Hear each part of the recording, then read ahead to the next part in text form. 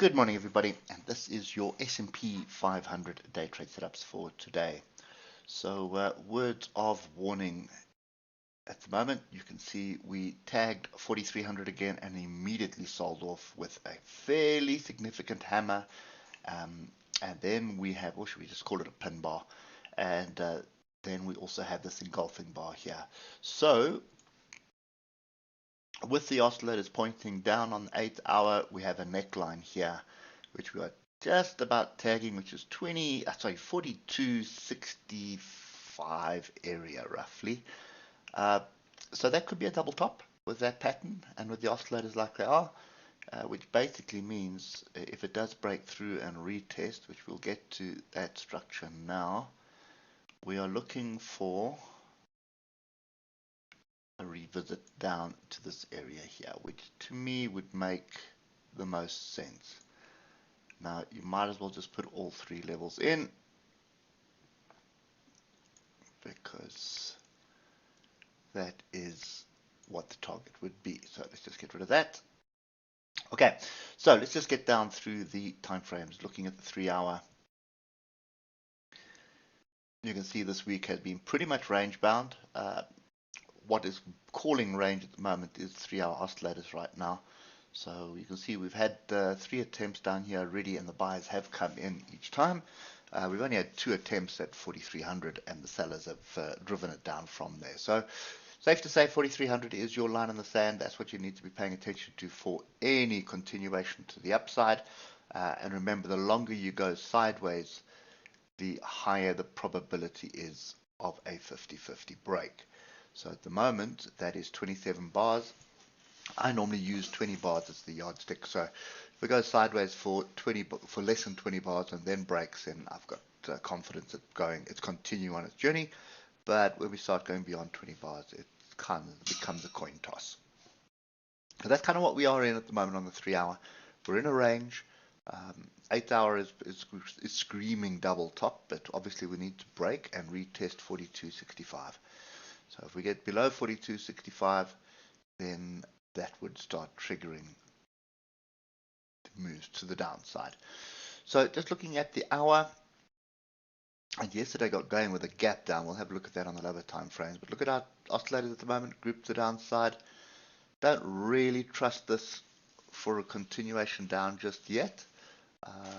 I'd want a rejection a little bit higher up. So where that rejection is 2 areas at the moment. So the first one is what was tested this morning already, and then the second one is pretty much up there. So let's just get down to 15 minutes so we can just work through all the noisy levels I've put in. Okay, so you can see tagged 4,300 up here, up there. You'll see 43.01. Hit it and immediately came back with an inside bar and then a gap down for a move down. We've got a bit of barbed wire here, and that's to be expected because we've got quite a bit of chaos to the left. So at the moment, we're looking for a rejection of 42.78 or alternatively 42.72, or we're looking for a break. We do have a 1 hour break below the swing low. I just want to make sure there's nothing up. That is the swing low. So we could argue that this is the break we're looking for. We're now looking for a rejection higher up, but that's a 15-minute break. So look at this chaos here, all these tails to the downside, tails to the upside. So a lot of confusion going into the close. The daily was another red bar. So green bar, red bar, green bar, red bar. So for me, it was just really starting to look like a range. But the trend is up. So if you look at it on the daily, you would think, okay, we've got a bit of a range. We should range a bit. You're not looking for a break to the downside. The only thing that's indicating it's really overbought is the oscillators here. So the lower time frames, obviously, starting to get very reluctant at buying down the bottom here. We are below the moving averages, and yesterday we were above, which got us going for the longs. There was a long here. There were actually 2 longs. There's one here, and then there was one right there as we tested these tails here, which was pretty much a short-lived long for a big target of 4,300. So for me today, it does look like it is a potential break here to the downside. So either a rejection of these two levels, 42.78, 42.72, or a break and retest of 42.65. So just watch it on the 50-minute. You see like 2 or 3 bars break down and then come back and test it.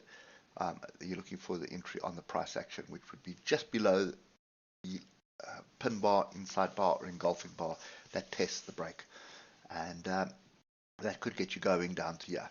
You're probably hearing a lot of noise on the VIX. If the VIX is an all-time low, the VIX is a measurement of volatility on the S&P 500.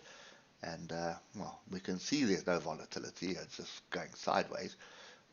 So basically, normally when that happens is that it precedes an a period of volatility, and normally that volatility would be to the downside. As price falls, VIX would rise. So that's kind of what the fear in the market is here at the moment. And then you've got the Fed's, when's that? That's tomorrow. The Fed meeting, not tomorrow, sorry, next week. Fed meeting is next week. So, we've got no catalyst in the markets, which is why we're just lounging about at the moment.